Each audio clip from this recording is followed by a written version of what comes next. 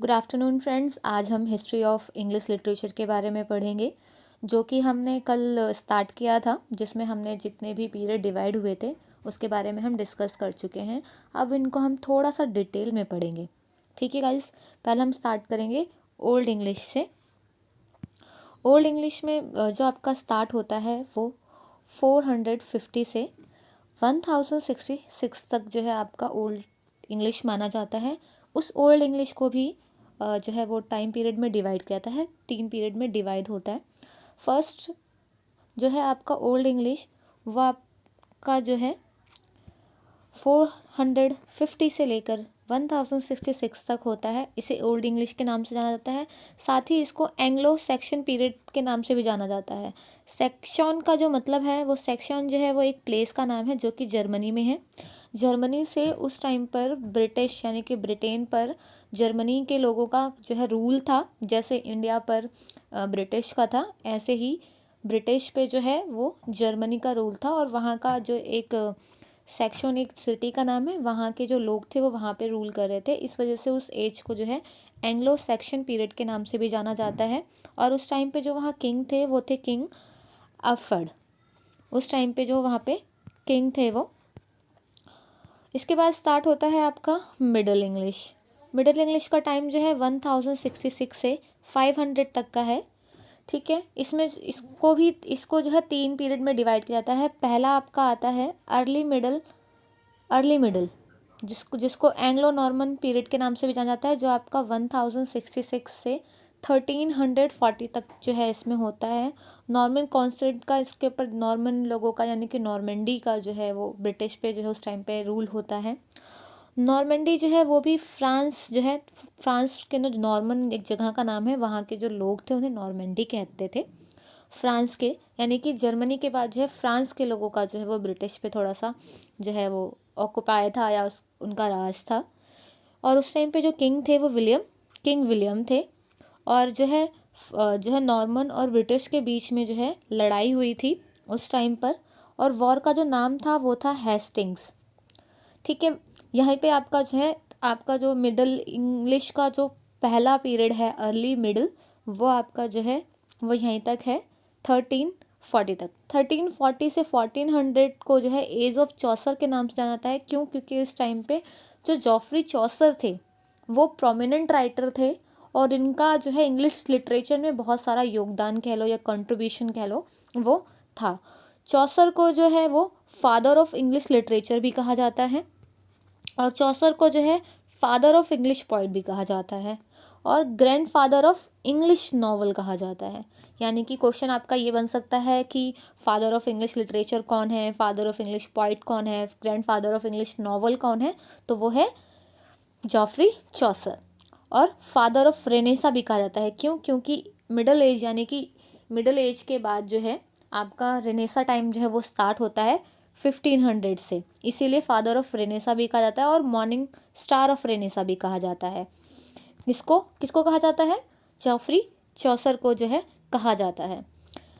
और जो है चाइल्ड ऑफ रेनेसा जो है, जैसे कि मैं बताया ना फादर ऑफ रेनेसा जो हो जॉफरी चौसर थे, ऐसे ही जो चाइल्ड ऑफ रेनेसा है उन्हें स्पेंसर को कहा जाता है।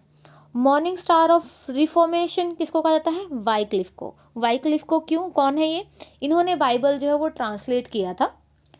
इनको मेनली जो है इसीलिए जाना जाता है कि बाइबल जो ट्रांसलेट किया था वो वाइक्लिफ ने किया था।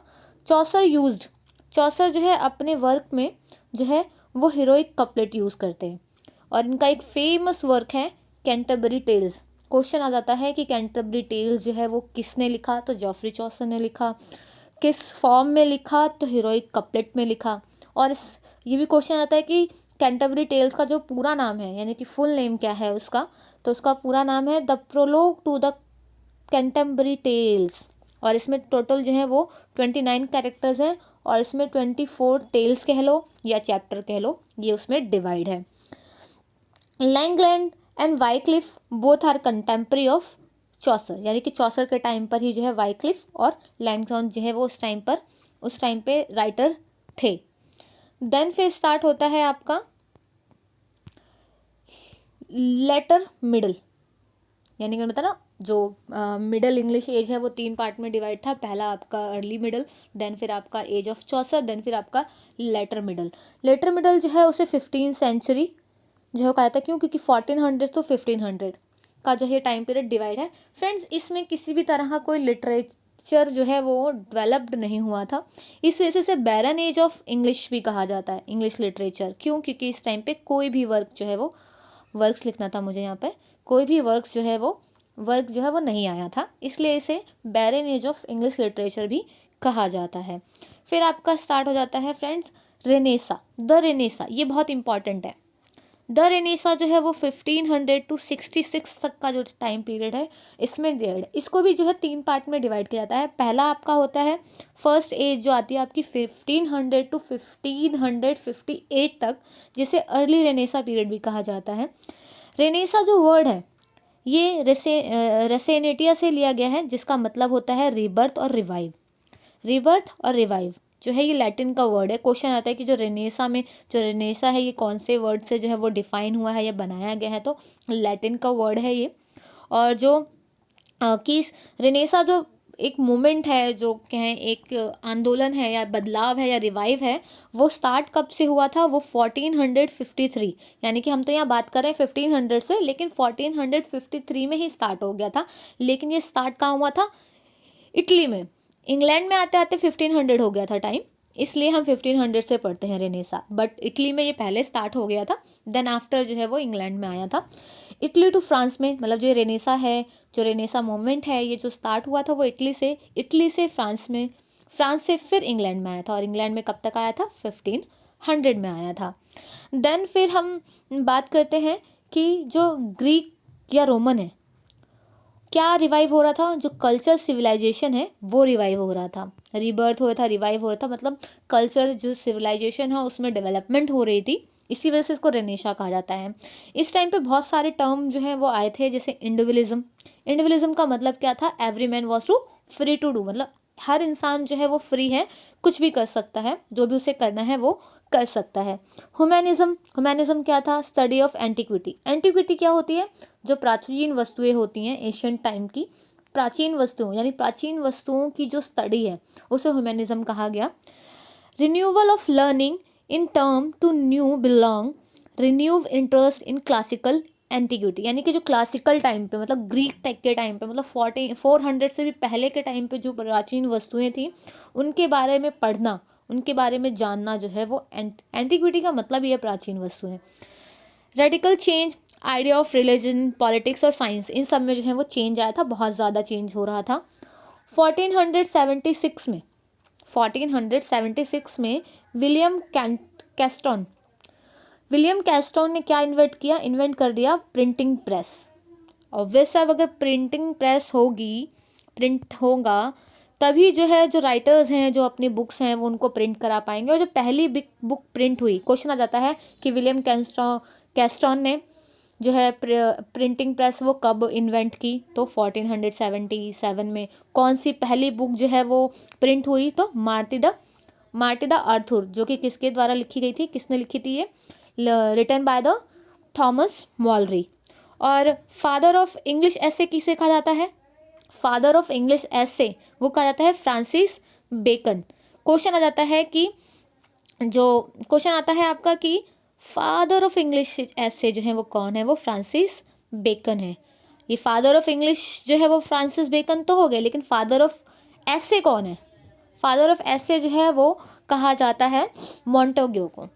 मॉन्टेग्यू में भी शायद मैंने मेंशन किया हो, नहीं किया हो तो मैं आपको बता रही हूँ। फादर ऑफ इंग्लिश एसे जो है वो फ्रांसिस बेकन है, बट फादर ऑफ एसे जो है उसे मॉन्टेग्यू है, उनको कहा जाता है। फादर ऑफ इंग्लिश ट्रेजेडी कौन है? मार्लो, क्रिस्टोफर मार्लो जो है उसे उन्हें जो है फादर ऑफ इंग्लिश ट्रेजेडी कहा जाता है। चौसर, दाते, सर थॉमस मोर, ये सारे जो हैं उस टाइम पर थे। और यूनिवर्सिटी विड्स, इससे क्वेश्चन बहुत पूछा जाता है कि यूनिवर्सिटी विड्स जो है वो क्या है, या कितने लोगों का ग्रुप है, कौन कौन इसमें शामिल है। आपको साथ के साथ जो है उनको नाम आपको लर्न होने चाहिए। फर्स्ट ऑफ ऑल जो यूनिवर्सिटी विड्स है वो group of 7 scholar in 16th century gave a new dimension to classical literature, यानी कि जिन्होंने क्लासिकल लिटरेचर को नया डायमेंशन दिया। ये यूनिवर्सिटी विड्स जो है उसमें 7 लोगों का ग्रुप है। इसमें जो पहले 3 आते हैं वो आते हैं Christopher Marlowe, Thomas Nashe, Robert Greene. ये तीन हैं। ये तीनों जो हैं वो कैम्ब्रिज यूनिवर्सिटी से पढ़े हैं। और जॉन लिली, स्पेलिंग मिस्टेक हो गई है मुझसे, John lily, Thomas Lodge, George पीले, ये तीनों कहाँ से पढ़े हैं? ऑक्सफोर्ड यूनिवर्सिटी भी समझ में आ गया कि ये यूनिवर्सिटी से पढ़े हैं, ये 3 और ये 3, ये 6 हो गए। लेकिन हम बात कर रहे हैं कि 7 यूनिवर्सिटी विस हैं। 7वें कौन है? थॉमस किड्स जो है वो किसी भी यूनिवर्सिटी से तो नहीं पढ़े हुए हैं, बट इन्हें यूनिवर्सिटी ऑफ विट्स में काउंट किया जाता है बिकॉज ऑफ इनकी नॉलेज बहुत अच्छी थी। ये यूनिवर्सिटी नहीं गए बट इनकी नॉलेज अच्छी थी, दैट्स वाई इनको जो है यूनिवर्सिटी विट्स के जो 7 ग्रुप हैं उनमें इनको शामिल किया जाता है, भले ये यूनिवर्सिटी नहीं गए हैं फिर भी इनको कहा जाता है। सेकेंड आपका स्टार्ट होता है एलिजाबेथन एज को जो है वो गोल्डन एज भी कहा जाता है, बिकॉज जो एलिजाबेथन एज है वो 1500 टू 1603, यानी कि जब तक एलिजाबेथन जो क्वीन है एलिजाबेथ, वो जब तक उस राजगद्दी पे होती हैं तब तक का जो उनका टाइम है उसे एलिजाबेथन एज कहा जाता है। इसको जो है वो विलियम शेक्सपियर, यानी कि विलियम शेक्सपियर जो उस टाइम पे प्रोमिनेंट राइटर थे, तो शेक्सपियर एज भी कहा जाता है इस टाइम को, क्योंकि उस टाइम पे जो वो थे वो बहुत फेमस थे, उनकी लिटरेचर जो है वो बहुत फेमस थी। एंड देन उसको हम आज तक पढ़ते हैं। अगर कभी हम इंग्लिश लिटरेचर पढ़ रहे हों और अगर हमने विलियम शेक्सपियर को नहीं पढ़ा तो यही कहते हैं कि हमने फिर इंग्लिश लिटरेचर नहीं पढ़ा, बिकॉज इंग्लिश लिटरेचर जो है विलियम शेक्सपियर के बिना अधूरा माना जाता है। इसके क्या कैरेक्टरिस्टिक हैं? वेरियस इंटेलेक्चुअल थिंकिंग, मतलब बहुत सारी इंटेलेक्चुअल थिंकिंग जो उस टाइम पे स्टार्ट हो गई थी। Age of adventure and discovery भी कहा जाता है, क्योंकि इस टाइम पे बहुत सारी जो है डिस्कवरी हुई, एडवेंचर किए गए। इवन जो लिटरेचर लिखने का तरीका है उसमें भी थोड़े से जो है चेंजेस आए, new idea and new experience आए। और 30 ईयर वॉर भी इसी टाइम पे था, जो कि 1600 से 1648 तक चला। 30 ईयर वॉर जो है वो इसी टाइम पे चला था। रिजल्ट में क्या हुआ कि लगभग 5 से 8 मिलियन लोग जो हैं इसमें डेड हुए थे इस वॉर के कारण। द डिफीट ऑफ स्पेनिश आर्मांडा, और जो इस टाइम पे स्पेनिश आर्मांडा है उसे भी हराया गया था 1588 में।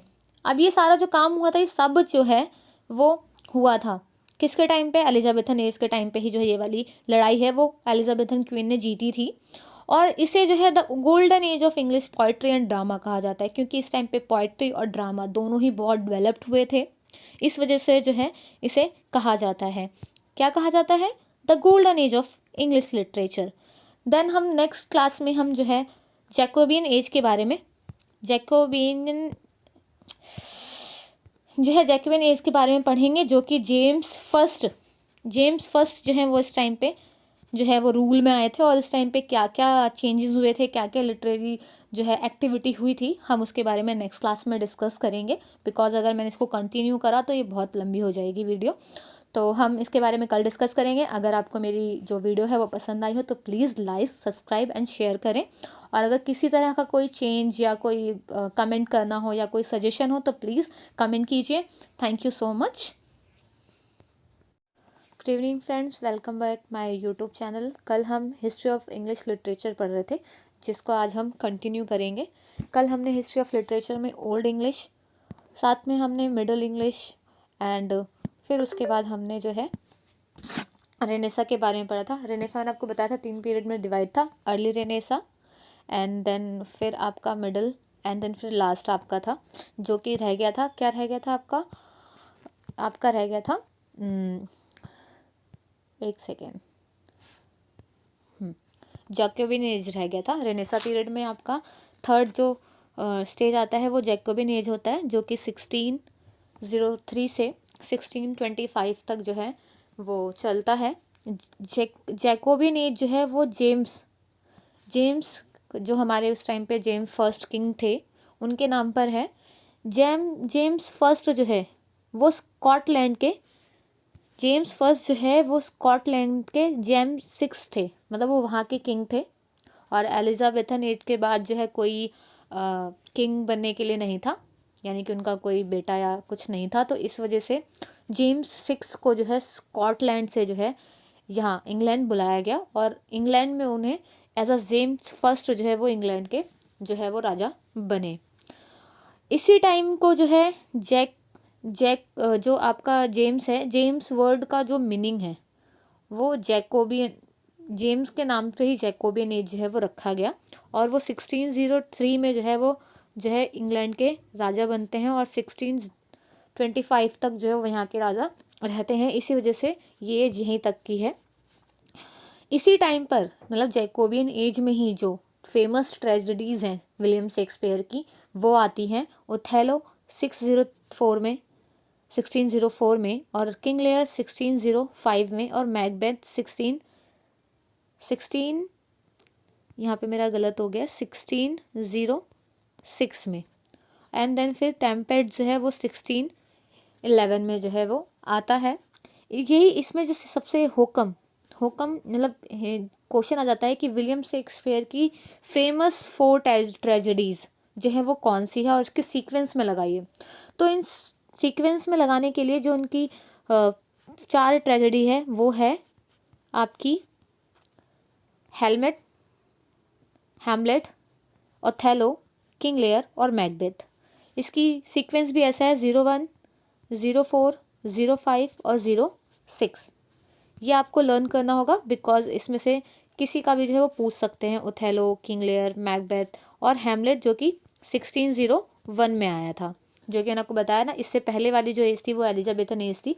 तो हैमलेट जो है वो एलिजाबेथन एज के टाइम पे ही आ गया था, बट बाकी की जो ट्रेजेडीज हैं विलियम शेक्सपियर की जो फेमस है ज़्यादा वो जैकोबियन एज में ही आता है। इस टाइम पे जो प्रोमिनेंट राइटर थे वो थे Ben Jonson, John Donne, Caliber poets और मिडलटन। ये जो है उस टाइम पे प्रोमिनेंट राइटर थे। साथ में विलियम शेक्सपियर भी इस टाइम पे जो है वो प्रोमिनेंट थे बिकॉज उन्होंने भी इस टाइम पे अपनी फेमस ट्रेजेडीज़ जो हैं वो इन्होंने इसी टाइम पर जो है वो दी। और इसी टाइम पे 1611 में जो है किंग्स जेम्स की बाइबल, मतलब बाइबल का जो एक ट्रांजिशन कह लो या ट्रांसलेशन कह लो या नई बाइबल को थोड़ा ट्रांसलेट करने वाली बात कह लो, वो 1601 में आती है। क्वेश्चन आ जाता है कि बाइबल जो 1611 में जो है वो किसने पब्लिश कराई, तो वो किंग्स जेम थे। और क्वेश्चन कैसे भी घुमा के पूछ लेता है कि किंग्स जेम में किस ईयर में जो है वो बाइबल पब्लिश कराई, या फिर कुछ भी घुमा करके क्वेश्चन पूछा जा सकता है। एक तो इससे आपके क्वेश्चन पूछने के चांसेस हैं, एक आपके इसके क्वेश्चन पूछने के चांसेस हैं। क्वेश्चन ऐसे भी आता है कि विलियम शेक्सपियर के कंटेम्प्रेरी कौन से नहीं हैं या फिर कौन से हैं, ऐसे क्वेश्चन भी बन जाते हैं। बेन जॉनसन ने जो इसी टाइम पर ही मतलब इसी जैकोबियन एज में ही जो है वो मास्क लिखना जो है वो शुरू कर दिया। मास्क एक लिटरेचर की एक फॉर्म है। जब मैं आपको लिटरेरी ऑफ टर्म और आपको फिगर स्पीच वगैरह पढ़ाऊँगी दैन फिर मैं आपको ये पूरा एक्सप्लेन करूँगी। और इसी टाइम के बाद यानी 1625 में जो है रेनेसा जो टाइम है इसका एंड हो जाता है। देन फिर आपका आता है कैरोलिन एज। कैरोलिन एज जो है वो 1625 से 1649 तक माना जाता है। कैरोलिन जो है कैरोलस जो एक लैटिन वर्ड है उससे आपका बना है, जो कि चार्ल्स नाम का जो मतलब लैटिन में होता है वो कैरोलस होता है, इसलिए जो इस एज का नाम है वो कैरोलिन एज हुआ। ठीक है फ्रेंड्स, आपको समझ में आ जाएगा कि कैरोलिन को कैरोलिन एज क्यों कहते हैं कि चार्ल्स जो इस मतलब जेम्स फर्स्ट के बाद जो उनके सन थे चार्ल्स, वो जो है गद्दी पे बैठते हैं यानी कि राजा बनते हैं। एंड देन फिर इनके नाम का जो मीनिंग है मतलब लैटिन में जो इनके नाम का मतलब है वो कैरोलस है, इसलिए कैरोलिन एज है इनके नाम की वजह से ही कैरोलिन एज के नाम से जाना जाता है। ये सन ऑफ जेम्स फर्स्ट यानी कि जेम्स फर्स्ट के जो है ये बेटे हैं। And then John Milton, age of Milton. इस टाइम पे जो प्रोमिनेंट राइटर हैं कैरोलिन एज के वो जॉन मिल्टन है, और जॉन मिल्टन के नाम से ही इस एज को कैरोलिन एज के साथ साथ जो है इसे एज ऑफ मिल्टन भी कहा जाता है। ये रहा आपका लिखा हुआ है मैंने पहले ही, एज ऑफ मिल्टन जो है वो कहा जाता है। इस टाइम पे जो जॉन मिल्टन है उनके टाइम पे जो प्रोमिनेंट राइटर या उनके कंटेम्प्रेरी राइटर्स थे वो कैलिवर पॉइंट्स, कैलिवर की स्पेलिंग मिस्टेक हो गई है, Caliber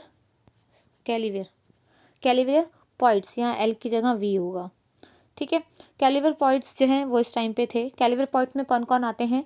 Thomas Carew, Richard John Suckling, Waller Herrick, ये जो हैं कैलिवर पॉइंट्स कहलाते हैं। मेटाफिजिकल पॉइंट जो थे उसी टाइम पे थे John Donne, George Herbert, Henry, Katherine Philips, और भी एक दो राइटर्स हैं जो इस टाइम पे मेजर फिजिकल पॉइंट जो है वो कहलाते थे। जॉन मिल्टन और कैलिवर पॉइंट्स जो थे इनकी आपस में बहुत ही एक दूसरे को ये क्रिटिसाइज़ करते थे, बिकॉज जो कैलिवर पॉइंट्स थे वो चार्ल्स फर्स्ट को जो है उनके साइड थे, और जो मिल्टन थे वो एक प्यूरिटन राइटर पॉइंट हैं, वो प्यूरिटन को ज़्यादा सपोर्ट करते थे। दैट्स वाई इन दोनों के बीच में आपस में बहुत क्रिटिसाइज़ हुआ है। जॉन मिल्टन की जो बहुत सारी वर्क्स हैं उन पर क्रिटिसाइज़ भी कैलिवर पॉइंट ने भी किया है काफ़ी हद तक। तो क्वेश्चन आ जाता है आपका, यहाँ से भी क्वेश्चन बन जाता है, poetry turn new dimension.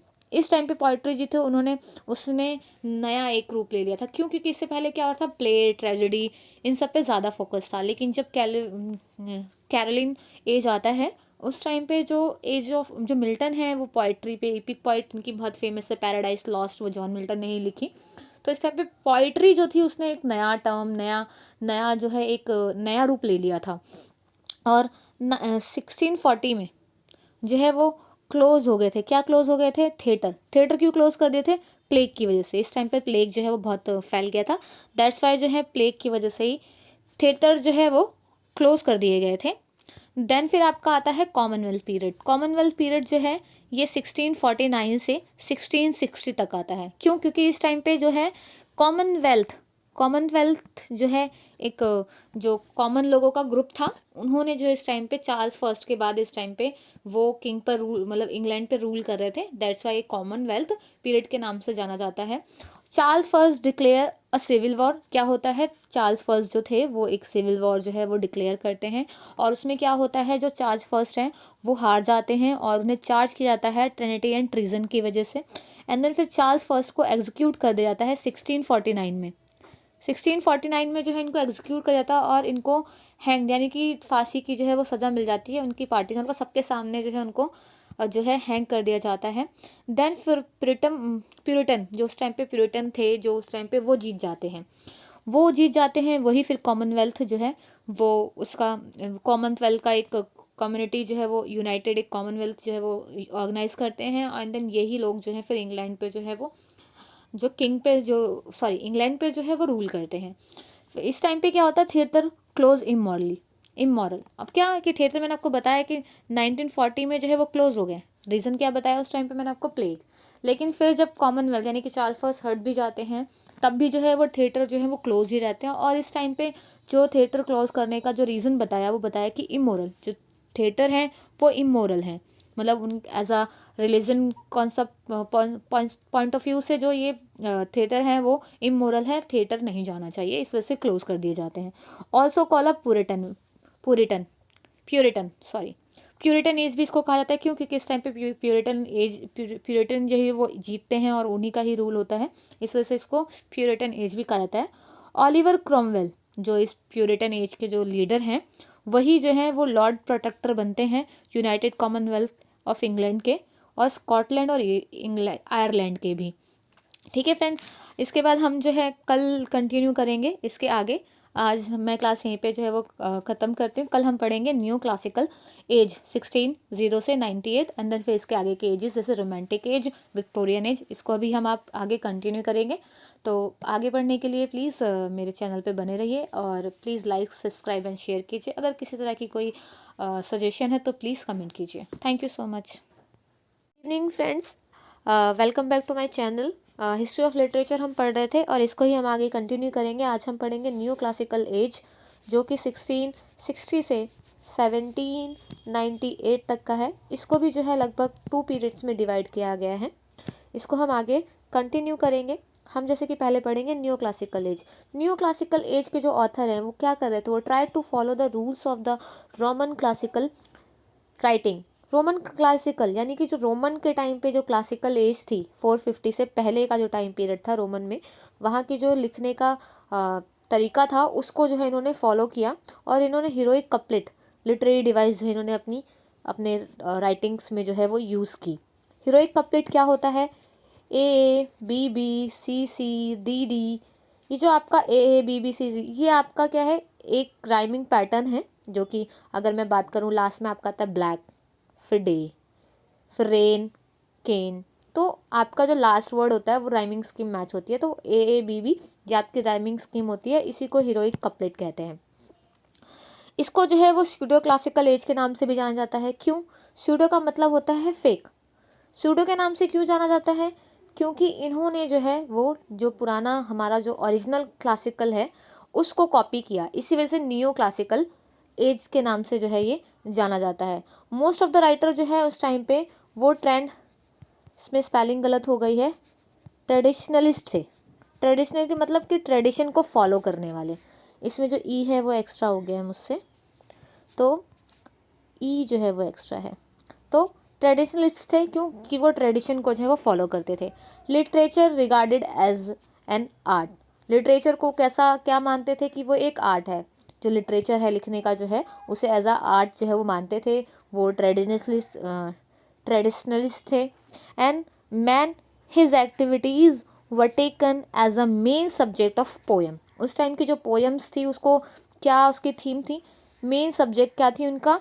Man यानी कि जो लोग हैं वो, और जो उनकी एक्टिविटीज़ हैं उसी को जो है इसको मेन थीम जो है इसके मानी गई मानते थे और उसी पे ही वो लिखते थे।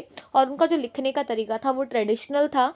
तो जो आम लोग हैं जो उस टाइम पे जो बहुत रूलर की बात करें तो रूलर के बारे में कुछ लिखते वो अर्बन टाइप की ही पोइट्रीज जो हैं वो लिखते थे।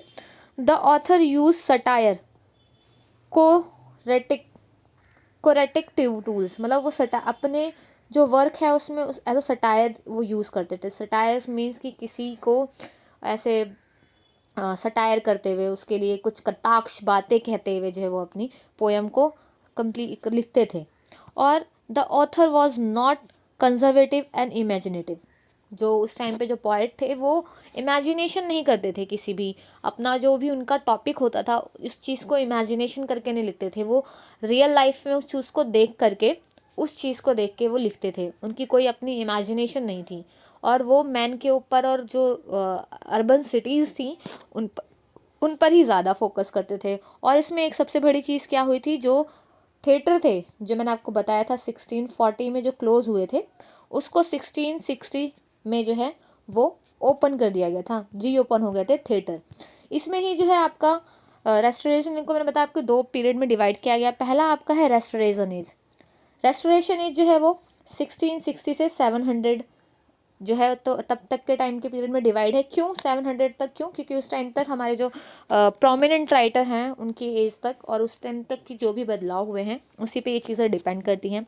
रेस्टोरेशन एज को जो है एज ऑफ ड्राइडन भी कहा जाता है। क्यों? क्योंकि ड्राइडन जो है वो बहुत ही प्रोमिनेंट राइटर होते हैं इस टाइम पे।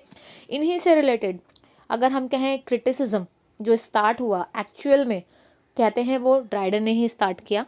और जो हमारे पीजीटी सिलेबस में क्रिटिक वाला जो आपका पोर्शन है क्रिटिसिज्म के बारे में बताया जाता है तो वो ड्राइडन के क्रिटिसिज्म से ज़्यादा ही उसमें क्वेश्चन जो है वो पूछे जाते हैं। मोनार्की रिस्टोर हो गई थी। अब मोनार्की कैसे रिस्टोर हो गई थी? जैसे कि मैंने आपको इससे पहले वाली वीडियो में बताया था कि कॉमनवेल्थ यानी कि ग्रुप ऑफ प्यूरिटन्स जो थे वो उस टाइम पे रूल कर रहे थे, जो कब तक था 1649 से 1660 तक। क्या होता है, चार्ल्स फर्स्ट जो थे उनको जो है वो हैंग कर देते हैं, यानी कि उनको एक्सिक्यूट कर देते हैं। देन 1660 में जो चार्ल्स सेकंड है, जो चार्ल्स फर्स्ट थे इनके बेटे हैं चार्ल्स सेकंड, वो जो है वो किंग बन जाते हैं। इसी वजह से मोनार्की जो है वो यहाँ पे वापस आ जाती है, यानी कि दोबारा रूल जो है वो मोनार्की एज अ मोनार्की चल रहा होता है। This age was deeply influenced by the French culture, मतलब इस टाइम पे जो सब चीज़ें थी वो सब चीज़ें जो हैं वो फ्रेंच कल्चर से बहुत ज़्यादा जो है इन्फ्लुएंस थी। 1668 में क्या होता है, अ ग्लोरियस रिवॉल्यूशन होता है। इस रिवॉल्यूशन की जो डेट है वो पूछ ली जाती है कि द ग्लोरियस रेवोल्यूशन कब हुआ था, तो 1668 में हुआ था।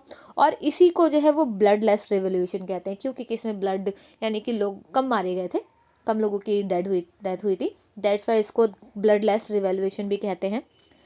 एंड ड्राइडन जो है, मैंने आपको बताया ड्राइडन जो है वो क्रिटिसिज्म के लिए जाने जाते हैं, तो ड्राइडन को फादर ऑफ इंग्लिश क्रिटिसिज्म के नाम से जाना जाता है।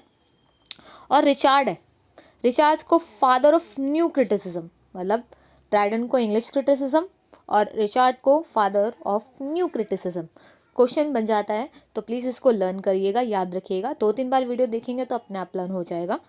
ड्राइडन जो है वो पॉलिटिकल सटायर, यानी कि उस टाइम पे जो भी पॉलिटिक्स कंटेम्प्रेरी जो पॉलिटिक्स घटनाएं हो रही थी, जो भी इवेंट्स हो रहे थे, उन पर वो अपना सटायर मतलब कटाक्ष मतलब उन्हीं पॉलिटिकल टॉपिक्स को लेकर ही वो लिखते थे, अपनी बात कहते थे, और कहते कहते उन पॉलिटिकल एक्टिविटीज़ को जो है उस पर जो भी उनको अपनी बात कहनी होती थी या फिर उनके अगेंस्ट कुछ कहना होता था तो वो लिखते थे। इसी वजह से इन क्रिटिसिज्म बहुत क्रिटिसाइज़ किया था उस टाइम पे पॉलिटिकल एक्टिविटीज़ को भी।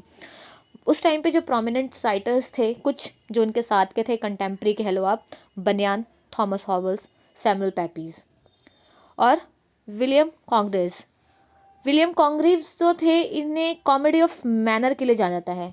आपसे क्वेश्चन आ जाता है कि कॉमेडी ऑफ मैनर जो है वो फर्स्ट फ्रॉम किसने यूज़ किया या कुछ भी है, तो वो आपका विलियम कॉन्ग्रीव। क्वेश्चन आपका ये बनता है और आया भी है, अगर आप लास्ट ईयर के क्वेश्चन पेपर या कुछ भी उठा के देखेंगे तो उसमें आपको दिख जाएगा कि क्वेश्चन पूछे गए हैं।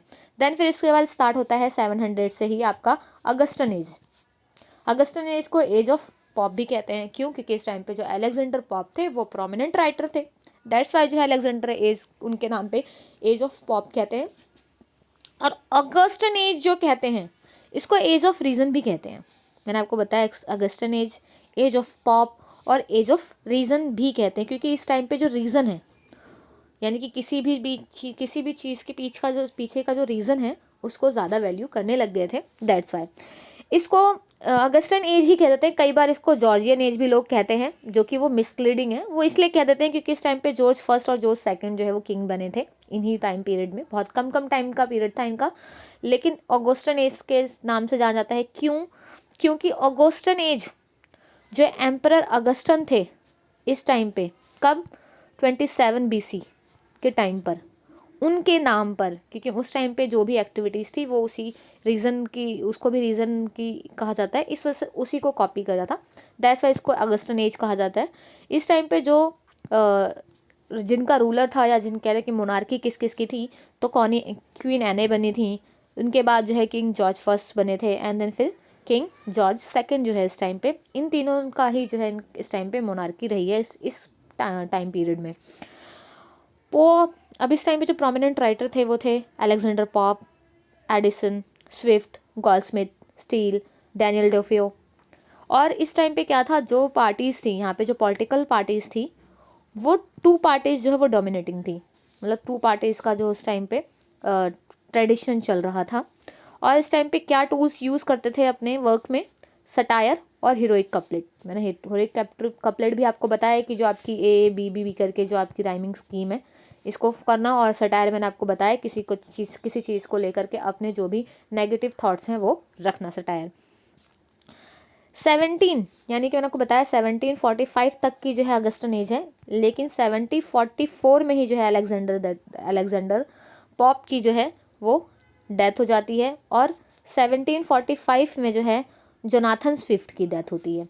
ये रिस्पेक्टिवली इनकी जो है 44 और 45 में होती है। क्वेश्चन आ जाता है कि अलेक्जेंडर पॉप की कब हुई या उनके बाद कब हुई, किसकी हुई, तो ये आपको लर्न कर सकते हैं आप ये कि 1744 में अलेक्जेंडर पॉप, 1745 में जो है जोनाथन स्विफ्ट की जो है वो डेथ होती है।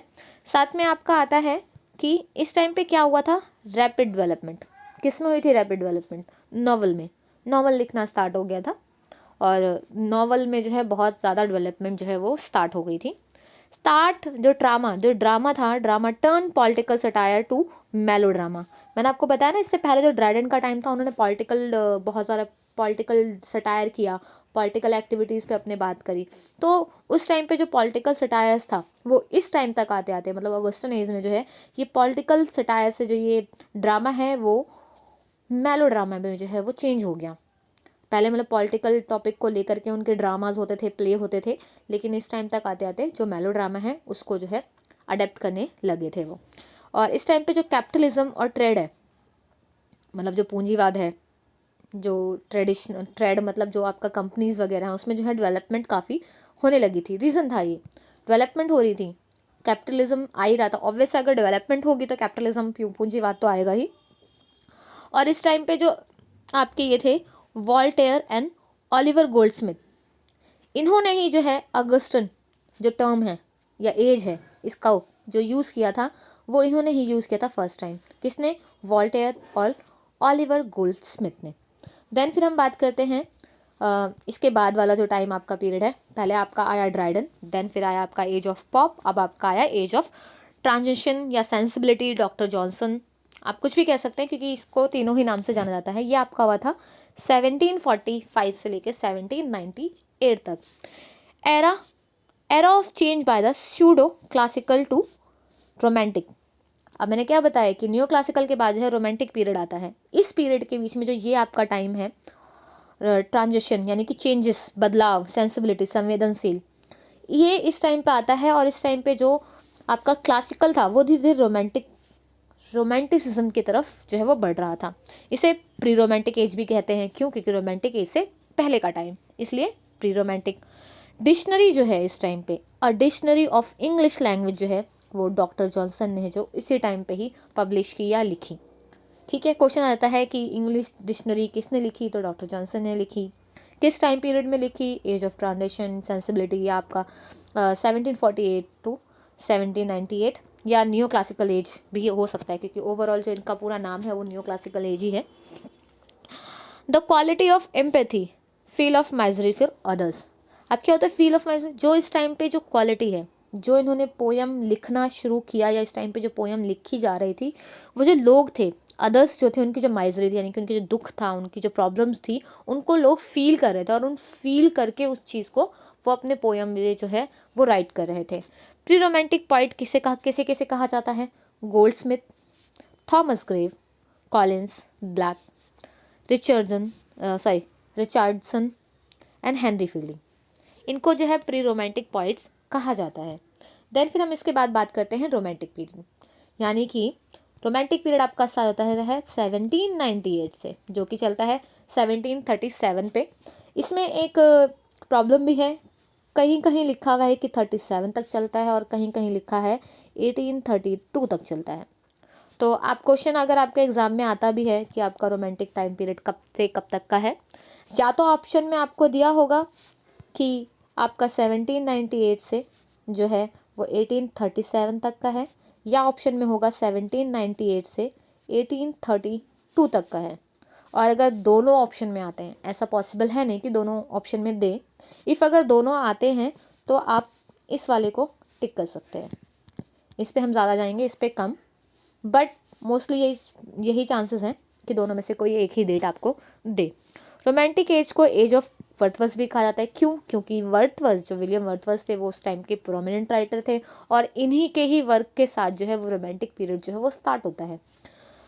A revolt against the pseudo classical, इसको एज अ रिवॉल्ट भी माना जाता है क्योंकि इससे पहले जो न्यू क्लासिकल एज था, जो स्यूडो क्लासिकल एज था, उसके अगेंस्ट, यानी कि जो उस टाइम पे उनका लिटरेरी जो टूल्स थे वो अलग थे, उनकी जो थीम्स थी वो अलग थी, तो उसके अगेंस्ट जो है इन्होंने अपने जो है यानी कि उस तरीक़ों को ना अपना करके इन्होंने अपने तरीके से जो है वो पोइट्री लिखनी शुरू करी। This age was highly influenced by the French revolution. आपको पता ही है कि 1798 में ही जो है आपका फ्रेंच रेवोल्यूशन भी स्टार्ट हो जाता है, 4 मई 1798 से। तो इस टाइम पे जो आसपास के जो फ्रेंच रेवोल्यूशन यानी कि जो फ्रांस में रेवोल्यूशन हुआ था, इसी से जो है आसपास के जो एरिया के जो उसके पास में लगे हुए जो सिटीज़ थी, कंट्रीज़ थी, उन पे भी काफ़ी इन्फ्लुएंस आया था। इस वजह से फ्रेंच रेवोल्यूशन का जो मोटो था फेनिटी, इक्वलिटी एंड लिबर्टी, यानी कि समानता, बंधुता और स्वतंत्रता, ये ये जो थीम थी, ये इस टाइम के जो राइटर्स थे उनकी पोएम की थीम्स भी रही। Rejection of idea of new classical, इस टाइम पे क्या हुआ, जो आइडियाज़ थे, मैंने बताया आपको, जो क्लासिकल के टाइम पे जो वो सिर्फ इमेजिनेशन वगैरह वो कुछ नहीं करते थे, और जो उस टाइम पे जो भी उनके आइडिया थे लिटरेचर लिखने के या पोएम लिखने के, उस आइडिया को उन्होंने रिजेक्ट किया, मतलब उसको नहीं अपनाया, उन्होंने अपने तरीके से जो है उन्होंने लिखा। Expression of passion, pathos and personal feeling, मतलब कि अपने जो एक्सपीरियंस है उन्होंने उसको लिखा, अपनी इमेजिनेशन को लिखा, अपनी पर्सनल फीलिंग को लिखा। वहाँ उस टाइम पे क्या था न्यू क्लासिकल के टाइम पे, कि वो अर्बन सिटीज़ को जो है ज़्यादा फोकस कर रहे थे, बट इस टाइम पे क्या हुआ रोमांटिक टाइम पे, कि उन्होंने नेचर को ज़्यादा वैल्यू दी। उन्होंने कहा कि बैक टू नेचर, इस टाइम पे ही जो है ये वाला थीम जो है वो आया। और पर्सनल फीलिंग्स पे इन्होंने अपनी जो है पोइट्रीज लिखी।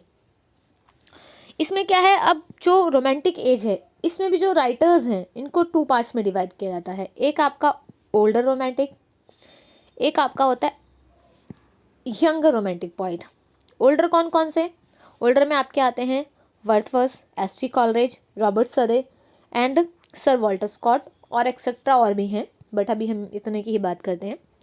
देन फिर आपको जो एस.टी. कॉलरेज है, एस.टी. कॉलरेज को जो है point of super natural elements के लिए भी जाना जाता है। क्वेश्चन आ जाता है आपका कि points of super natural element जो है वो किसके, कौन इसके डिराइव्ड है, या किसके लिए कौन किन्होंने यूज़ किया है इन्होंने, तो एस.टी. कॉलरेज ने यूज़ किया है। प्लस आपका क्वेश्चन आता है कि लेक पॉइंट्स का जो ग्रुप है उसमें कौन कौन है, तो आपका वर्ड्सवर्थ, कॉलरेज और सदे। ये क्वेश्चन कई बार रिपीट हुआ है, यूजीसी नेट, पीजीटी, टीजीटी, बहुत सारे एग्जाम्स में जो ये बहुत रिपीटेड एंड बहुत इंपॉर्टेंट क्वेश्चन है। साथ में आपका ये पॉइंट ऑफ नेचुरल एलिमेंट्स जो है वो ST. Coleridge, lake of point किसे कहा जाता है, और क्वेश्चन आता है कि कौन से जो हैं वो रोमांटिक टाइम के जो है पॉइंट्स रहे हैं, तो आपको ये पॉइंट्स के नेम्स लर्न होने चाहिए। अब आपका आता है यंगर पॉइंट रोमांटिक, यानी कि यंगर रोमांटिक पॉइंट्स कौन कौन से हैं, P V. Shelley, John Keats, Byron, Hazlitt, Leigh Hunt, Charles Lamb, Jane Austen, Quincey, ये सारे जो है इन्हें यंगर रोमांटिक पॉइंट, यानी कि ये बाद में आते हैं। पहले आपके ये आते हैं आपके वर्ड्सवर्थ, एस.टी. कॉलरेज, सदे, इन्होंने अपना जो है रोमांटिक टाइम के जो अपनी वर्क है उन्होंने लिखना शुरू करा। इसके साथ ही इसमें इंपॉर्टेंट आपका आता है कि 1798, मैंने बताया ना कि वर्ड्सवर्थ के ही वर्क से जो है ये रोमांटिक टाइम पीरियड जो वो स्टार्ट होता है। तो 1798 में वर्ड्सवर्थ और एस.टी. कॉलरेज दोनों के कोलैबोरेशन के साथ जो है एक वर्क आता है लिरिकल बैलेड, ये पब्लिश होती है, और इसमें इन दोनों में से किसी का भी नाम नहीं होता है, ये बिना नाम के जो है पब्लिश कराते हैं। इसमें जो है वर्ड्सवर्थ की जो है 19 पोएम्स और एस.टी. कॉलरेज की 4 पोएम, यानी कि टोटल जो है 23 पोएम्स होती है। लास्ट पोएम जो है वो टिंटन एबे है, जो कि वर्ड्सवर्थ ने लिखी है। क्वेश्चन आता है कि टिंटन एबे जो है वो किसने लिखी है, तो वर्ड्सवर्थ ने। किस में लिखी है, किसका पार्ट है लिरिकल बैलेड का, कौन सी पोएम है, लास्ट पोएम है। वर्ड्सवर्थ के कितने पोएम हैं, 19 हैं, एस.टी. के कितने हैं, 4 हैं। क्वेश्चन ऐसे घुमा फिरा के यहीं से पूछते हैं, बस पूछने का तरीका चेंज हो जाता है।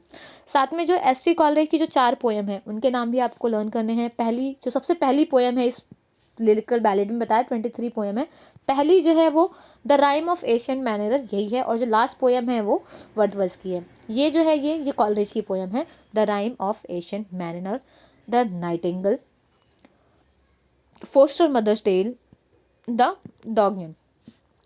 डॉगयन का मतलब होता है कालकोठरी, इसलिए मैंने साथ में लिख दिया कि मतलब भी अगर बता दूँ तो सही रहेगा। देन फिर आपका है लिरिकल बैलेड का सेकेंड एडिशन। पहला आपका आया 1798 में, सेकेंड एडिशन आया विद प्रीफेस, यानी कि प्रीफेस के साथ आया 1800 में। क्वेश्चन आता है कि क्वेश्चन ऐसा आता है लिरिकल बैलेड कब पब्लिश हुआ, 1798 में। लिरिकल बैलेड जो है प्रीफेस के साथ कब पब्लिश हुआ, तो 1800 में। थर्ड एडिशन कब आया, अपेंडिक्स, तो 1802 में, appendix on the poetic diction. और फोर्थ एडिशन कब आया, 1805 में।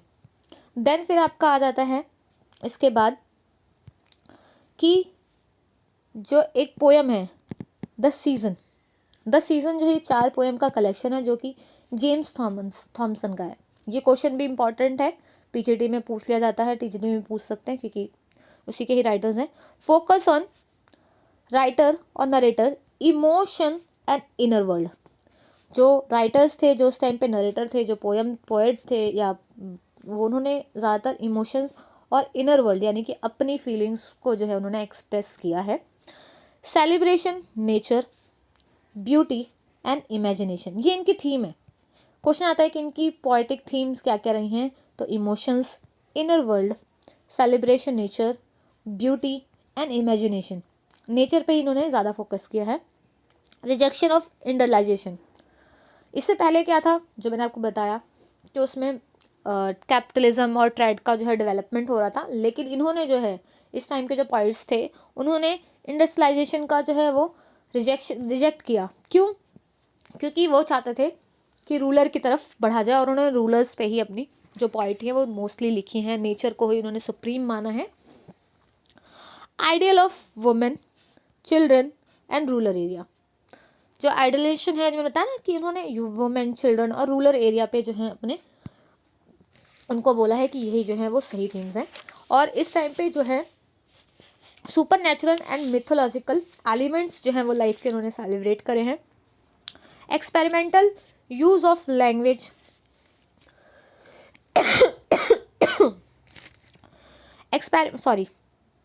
Experimental use of language and including blank verse. अब इनकी जो पोइट्री थी, मैंने आपको बताया इससे पहले हीरोइक कपलेट का ही ज़्यादा यूज़ कर रहे थे, देन फिर अब इन्होंने जो है वो ब्लैंक वर्स को यूज़ करना स्टार्ट कर दिया। नेक्स्ट आपका आता है विक्टोरियन एज, जो कि 1837, यानी कि मैंने आपको बताया 1832 भी हो सकता है कहीं पे, और कहीं पे आपका 1837, मोस्टली जो है आपका 1837 ही कंसिडर किया जाता है। क्यों? क्योंकि 1837 में ही जो क्वीन विक्टोरिया हैं उन्हीं के नाम पे ही ये एज है। क्वीन विक्टोरिया जो है इस टाइम पे वो एज अ रूलर जो है वो इस टाइम पे आती हैं। देन हम इसके बारे में अब हम कल पढ़ेंगे, इस वीडियो को हम कल कंटिन्यू करेंगे। कल हम विक्टोरियन एज और आपका जो है इसके बाद का जो आपका एज है उसको हम कंप्लीट करेंगे, एडवर्डियन एंड मॉडर्निज्म, ये सब हम कंटिन्यू करेंगे। देन प्लीज़ अगर आप मेरे साथ बने रहिए। अगर आपको ये वीडियो अच्छी लगी तो please like, subscribe and share कीजिए, और किसी तरह का कोई भी सजेशन है तो प्लीज़ शेयर कीजिए। और ये एग्ज़ाम के लिए आपके लिए भी बहुत हेल्पफुल है, तो प्लीज़ अपने फ्रेंड्स और जो भी इसकी तैयारी कर रहे हैं यूजीसी नेट या पीजीटी टीजीटी के लिए, उनके साथ शेयर कीजिए। Thank you so much. Good evening friends, आज हम अपनी literature of history of literature की जो सीरीज़ है इसको आगे कंटिन्यू कर रहे हैं। आज हम करेंगे विक्टोरियन एज, जो कि 1837 से 1901 तक है। इस टाइम पे क्या होता है, रिफॉर्म होता है, एक्ट जो है वो बनने शुरू हो जाते हैं। Age of peace, prosperity, age of dilemma, age of confusion भी कहा जाता है इसको, बिकॉज इस एज में जो लिटरेचर है, जो उस टाइम का जो कंटेम्प्रेरी जो भी इशूज़ थे उनमें उनकी बहुत सारी कन्फ्यूज़न थी, और डलाइमा मतलब थोड़ा सा सैडनेस टाइप का होता है। Age of scientific discoveries, invention, इस एज में बहुत सारी साइंटिफिक डिस्कवरी होती है और इन्वेंशन होते हैं, जिसकी वजह से एज ऑफ साइंटिफिक डिस्कवरी और इन्वेंशन भी कहते हैं। स्केप्टिसिज्म, संदेहवाद भी इस टाइम पे बहुत होता है। एज ऑफ पेसिमिज्म यानी कि निराशावाद, बहुत सारी निराशा जो है इस टाइम पे जो इनके लिटरेचर में वो देखने को मिलती है। Sleep, decline morality, questioning to the rules of church, मतलब इस टाइम पे जो साइंटिफिक जो रीजंस हैं वो लोगों को ज़्यादा अच्छे से समझ में आने लगे। इस वजह से जो चर्च थी उस टाइम पे, जो चर्च रूल कर रही थी, चर्च को बहुत ऊपर का जो है ओहदा मिलता था, तो उस चर्च के अगेंस्ट बहुत सारे क्वेश्चनिंग लोगों के माइंड में आने लगे। क्यों? क्योंकि उनका जो झुकाव था वो संस्कृति से ज़्यादा जो है उनका डिस्कवरी और इन्वेंशन, साइंस की तरफ ज़्यादा होने लगा था। इस वजह से उन्हें जो चर्च थे, जो उनके रूल्स थे, रेगुलेशन थे, उन पे उनको क्वेश्चनिंग यानी उनके दिमाग में बहुत सारे संदेह आने लगे, इसलिए संदेहवाद कहा गया। और फिर फोकस ऑन मैसेज यानी कि सिटी लाइफ, जो सिटी की जो लाइफ है, मतलब काम करना एंड ऑल, उस पर ज़्यादा उनका ध्यान लग गया। अर्बन लाइफ से उनका दिमाग जो है वो हटने लगा दोबारा से। एंड देन फिर विक्टोरियन पोइट्री जो थी वो realistic in nature, less idealism, यानी कि नेचर से कम, और जो आइडल थी या जो कहें कि जो वास्तविकता थी, जो साइंटिफिक जो बदलाव था उसकी तरफ उस टाइम की जो पोइट्री थी उनका झुकाव ज़्यादा था। और इस टाइम पे जो प्रोमिनेंट राइटर्स थे वो थे Tennyson, Robert Browning, Arnold, Charles Dickens, V N. Thackeray, Hardy, D G. Rossetti. ये इस टाइम पे जो है प्रोमिनेंट राइटर जो है वो उस टाइम के माने जाते हैं। इसके बाद आपका आता है मॉडर्न एज। मॉडर्न एज को जो है एडवर्डियन एज भी कहते हैं। एडवर्डियन एज कब से था, जब तक जो किंग एडवर्ड थे वो इस टाइम तक जो यहाँ के किंग थे, इसलिए उनको ये टाइम जो है इतना सा आपका 1901 से 14 तक का जो है एडवर्डियन एज भी कहा जाता है। मॉडर्न एज को जो सब पार्ट में डिवाइड है। फिर आपका 1914 से लेके 1950 तक जो है उसे मॉडर्न एज कहा गया है। और आपको पता होगा कि इसी मॉडर्न एज में जो है हमारे जो पूरे विश्व में, वर्ल्ड में कहें, वॉर जो था, एज ऑफ वॉर और इंडस्ट्रियलाइजेशन जो है इस एज को ही कहा जाता है। आपका फर्स्ट वर्ल्ड वॉर होता है 1914 से 18 तक, एंड सेकेंड वर्ल्ड वॉर आपका होता है 39 से लेकर के आपका 45 तक। 45 तक के टाइम को ही मोस्टली अगर आपका आता तो कई बार आपका ऐसे आता है कि 1901 से 1945, यानी कि जो सेकेंड वर्ल्ड वॉर के जो लास्ट ईयर है उस तक को भी मॉडर्न एज कहा जाता है। कई जगह 1950 लिखा हुआ था और कई जगह पे 1945। तो आपको दोनों में से एक ही ऑप्शन में मिलेगा, यानी कि एग्जाम के ऑप्शंस में।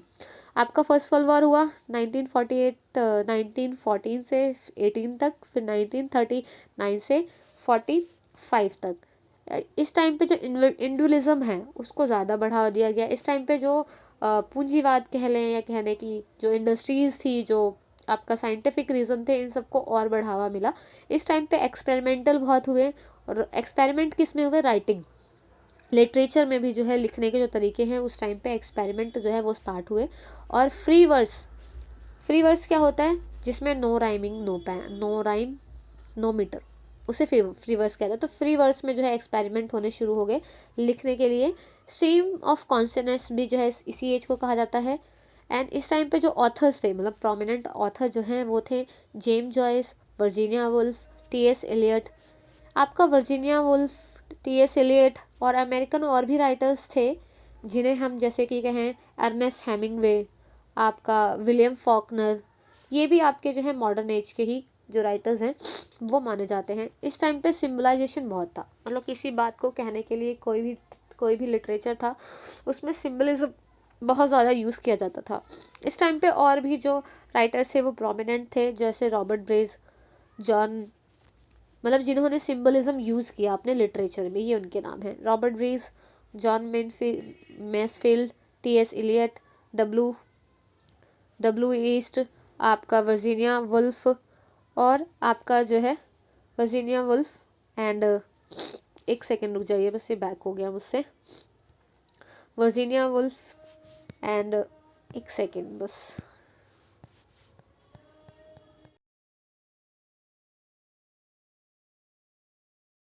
वर्जीनिया वुल्फ, ये हमने सारे एज कवर कर लिए हैं। ये मुझसे बैक हो गया गलती से, हम चल रहे थे यहाँ पे। हम डब्ल्यू बी ईस्ट, W.H. Auden, G.B. Shaw, John Galsworthy modern age के बहुत प्रोमिनेंट राइटर हैं। और आपका TGT का सिलेबस तो बिना इनके जो है वो पूरा ही नहीं होता है।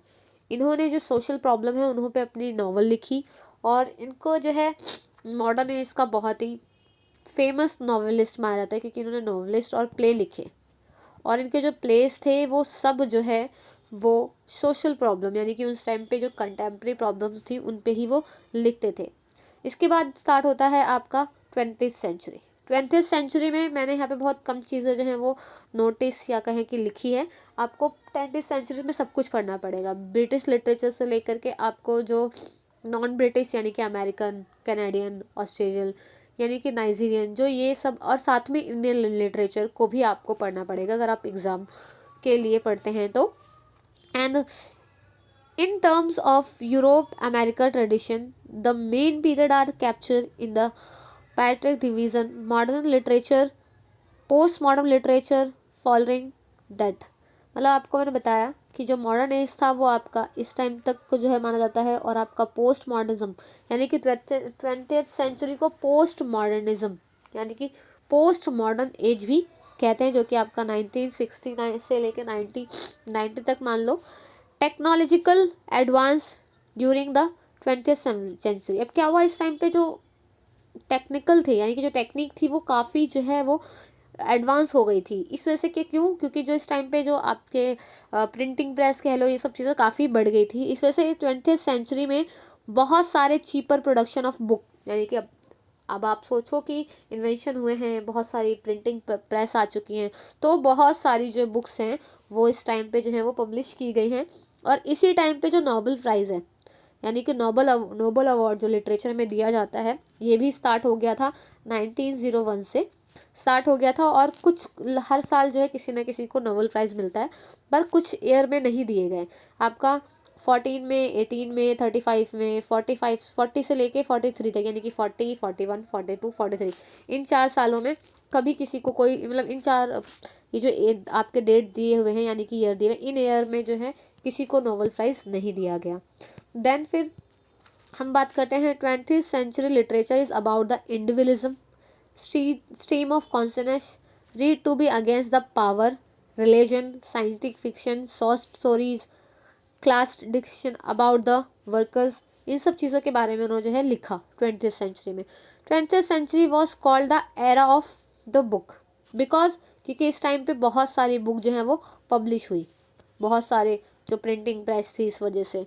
और जो बेस्ट राइटर हैं 20th सेंचुरी के वो कौन कौन है? अर्नेस्ट हेमिंगवे, आपका जॉर्ज ओवेल, टॉनी मॉरिसन, जिनकी बिलव्ड जो है वो ब्लू आइज, ये इनकी बहुत ही फेमस बुक है। वर्जीनिया वुल्फ, ये एक नॉवेलिस्ट और एसेट थी। अल्बर्ट कॉमस, ये जो है आपके 20th सेंचुरी के जो हैं 21st, ये आपके 20th सेंचुरी के जो थे बहुत फेमस जो हैं वो राइटर्स थे।